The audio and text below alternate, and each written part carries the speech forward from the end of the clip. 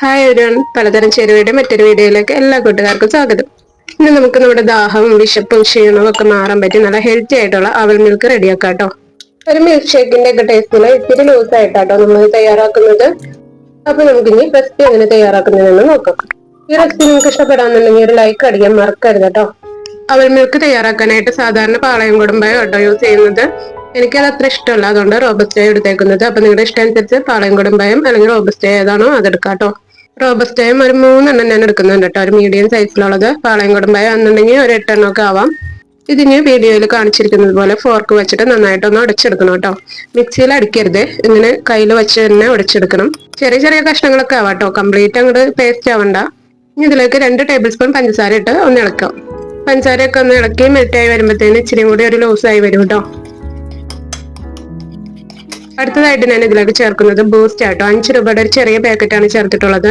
ഒരു 2 ടേബിൾ സ്പൂണിനടുത്ത് ഉണ്ടാവും കേട്ടോ. അത് ബൂസ്റ്റ് തന്നെ വേണമെന്നില്ല കേട്ടോ, നിങ്ങൾക്ക് ഇഷ്ടപ്പെട്ട മറ്റെന്തെങ്കിലും ഒക്കെ ഉണ്ടെന്നുണ്ടെങ്കിൽ വീട്ടിലുള്ളത് എന്താണോ അത് ചേർക്കാം. ഹോർലിക്സ് അതുപോലെ പ്രോട്ടീൻ പൗഡറുകൾ പലതും ഉണ്ടല്ലോ, എന്താണോ വേണ്ടതെന്ന് വെച്ചാൽ അത് ചേർക്കാം കേട്ടോ. ഇത് ഇനി അവിടെ മാറ്റി വെക്കാം. അതിനുശേഷം കുറച്ച് അവലൊന്ന് റോസ്റ്റ് ചെയ്തെടുക്കണം. ഇത് 1 കപ്പ് അവലുണ്ട് കേട്ടോ.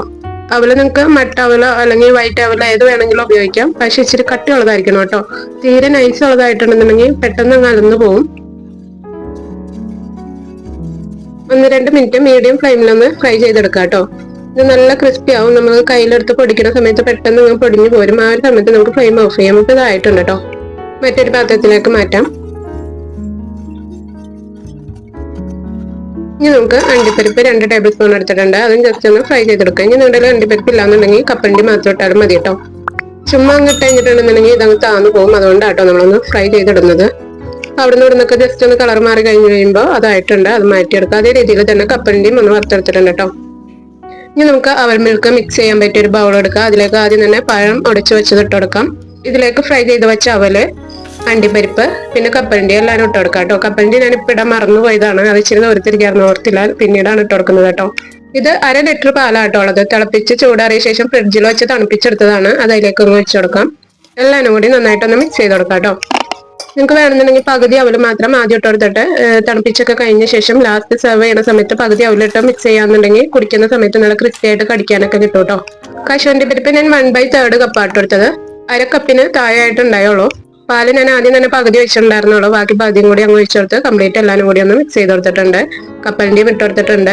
ഇപ്പൊ ഇത് കണ്ടോ, ഇത്തിരി ലൂസാണ്. അതൊന്ന് ഇനി അടച്ച് ഫ്രിഡ്ജിൽ 1 മണിക്കൂർ വെക്കാം കേട്ടോ. 1 മണിക്കൂർ കഴിഞ്ഞിരിക്കുമ്പോൾ നന്നായിട്ട് തണുത്തിട്ടുണ്ടാവും. ഇതുപോലെ ഇച്ചിരിയും കൂടി കട്ടിയായിട്ടുണ്ടാവും കേട്ടോ. ഈ ഒരു സമയത്ത് നമുക്ക് സെർവ് ചെയ്യാം. അങ്ങനെ വളരെ സ്വാദിഷ്ടമായ വളരെ സിമ്പിൾ ആയിട്ടുള്ള അവൽ മിൽക്ക് ഇവിടെ റെഡി ആയിട്ടുണ്ട് കേട്ടോ. നമുക്ക് മിൽക്ക് ഷേക്കും ജ്യൂസ് ഒക്കെ ഉണ്ടാക്കുന്ന ഒരു പണിയില്ല. വിശപ്പും ദാഹവും ഒക്കെ കെടും. ഇതൊരു ഗ്ലാസ് കുടിച്ചുകൊണ്ട് നിസ്കാരമൊക്കെ കഴിഞ്ഞ് പിന്നെ സാവകാശം നമുക്ക് എന്തെങ്കിലും കഴിച്ചാൽ മതിയാവും കേട്ടോ. നല്ല പ്രോട്ടീനുള്ള സാധനങ്ങളാണ് ഇതിൽ അടങ്ങിയിട്ടുള്ളതൊക്കെ. എല്ലാ ക്ഷീണവും മാറും. അപ്പൊ ഈ ഒരു റെസിപ്പി നിങ്ങൾക്ക് ഇഷ്ടപ്പെട്ടിട്ടുണ്ടെങ്കിൽ ലൈക്ക് ചെയ്യാൻ മറക്കരുത്. അതുപോലെ ആവശ്യക്കാർക്ക് ഷെയർ ചെയ്ത് കൊടുക്കാം. ഇതുപോലെയുള്ള റെസിപ്പികൾക്കായിട്ട് ചാനൽ സബ്സ്ക്രൈബ് ചെയ്ത് ബെൽ ബട്ടൺ ഓൺ ആക്കി ഇടാം. അപ്പൊ ഇൻഷാല്ലാ അടുത്ത ദിവസം മറ്റൊരു റെസിപ്പി ആയിട്ട് കാണാം. Thank you.